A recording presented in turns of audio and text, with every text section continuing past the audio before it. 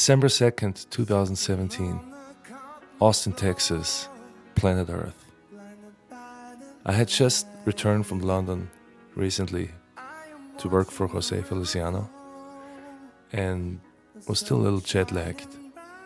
I knew I had about 3 weeks left to prepare for a big Tribe anniversary show at Anton's.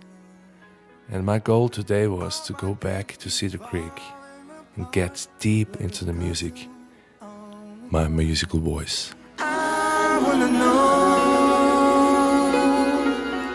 but my heart is not strong. There's certain songs that can change your songwriting, and so, you know, one of those songs that I wrote is for my record Lose Yourself. I released in 2012. The song is called I Feel It Too, and it's the only song from that record that is still in our set right now. You know, it was my first songwriter record. Before that I was only writing instrumentally, and that song kind of showed me the way of the direction I should continue to go. It has a little bit of that Irish Celtic flavor that I love so much. It has a very open kind of chord structure and still very poppy. It's one of the first songs that I wrote that only has 3 chords, or maybe 4. Yeah, I'm gonna play for you.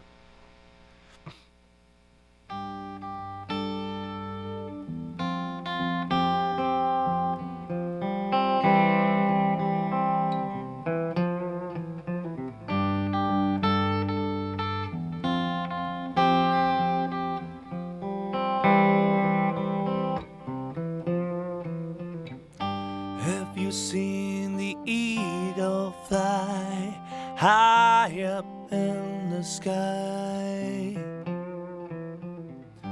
Have you seen the green grass grow slowly?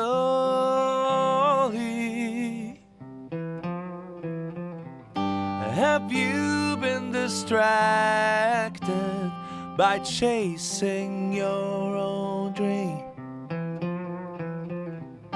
Are you caught by seduction of this brave new world? Oh, this brave new world. The sun won't shine forever. Don't you think it's true?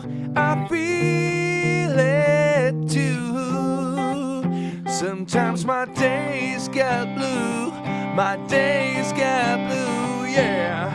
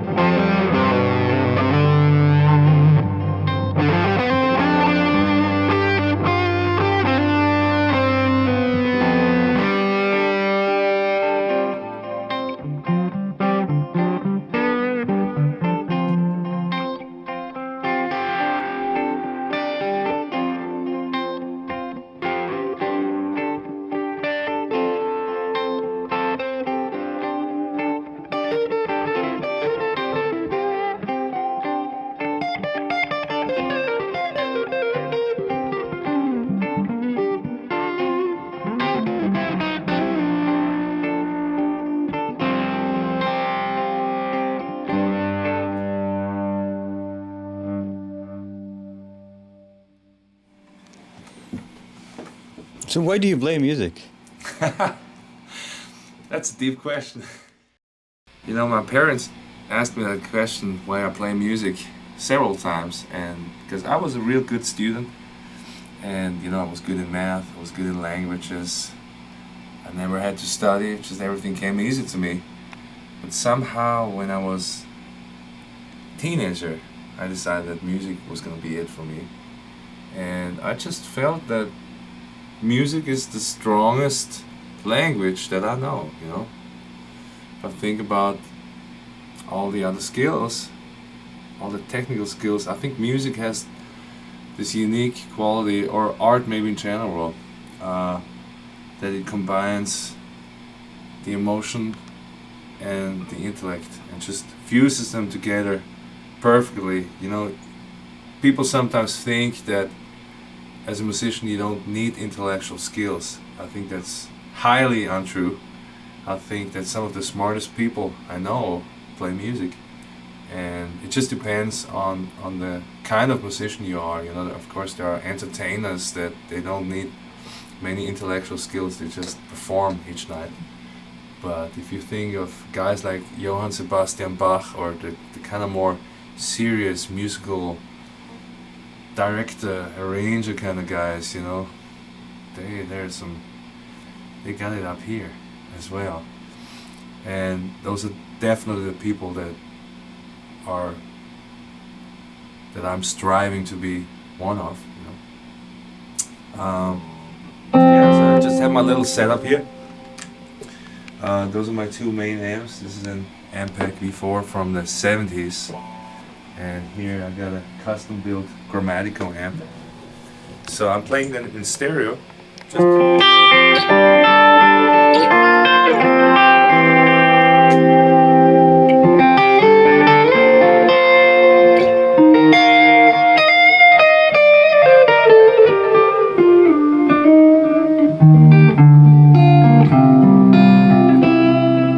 Basically, this is my little playground here. It's my stereo rig with just some basic pedals, and then I have a Boss loop station that I use it for arranging. You know, I can just lay down some chord progression or part and jam on it, look for some melodies. Let's see.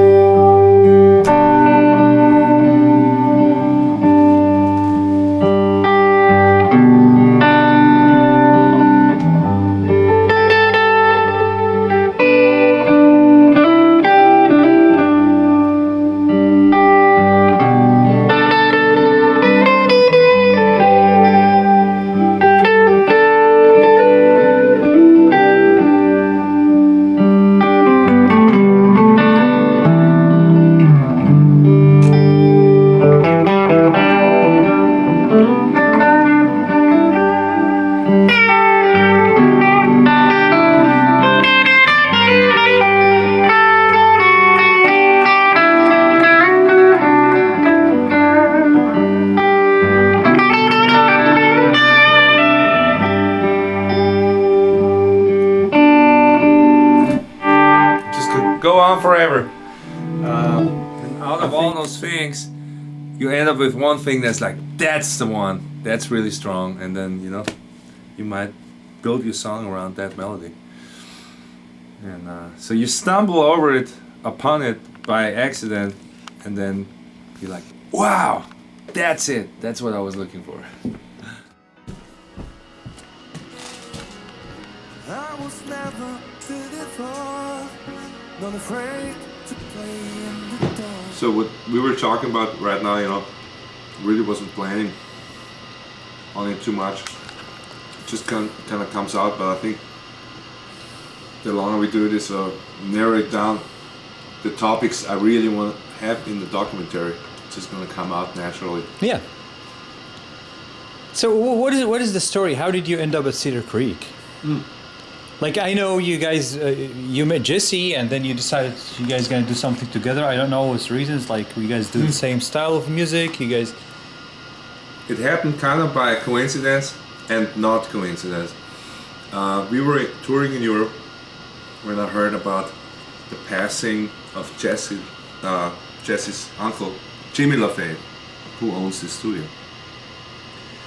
And the reason it was kind of remarkable for me and my wife Sabine was because Jimmy had the same type of tumor that Sabine is having.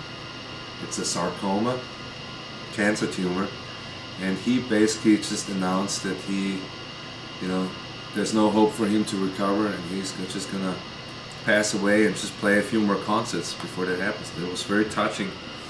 It was in the Austin Chronicle. And then when we came back, my friend Will Taylor, he asked if I want to come and see Jimmy LaFave's studio. And oh, Jimmy LaFave, that's the guy I read about. And yeah, I want to see his place. So we came here, and that was the first time I met Jesse. That was it was not a long time ago. It was, I want to say in September of 2017. And so Jesse is my age, we just kind of hit it off quickly. We stayed in touch afterwards. And as soon as I had walked in this place, something struck me. It's just so magical in here. So not too long after, I got in touch with Jesse and asked him if I could come back here to talk about some recording. And we were thinking of how to bring the studio back to life. Because after Jimmy passed away, the activity died with him basically.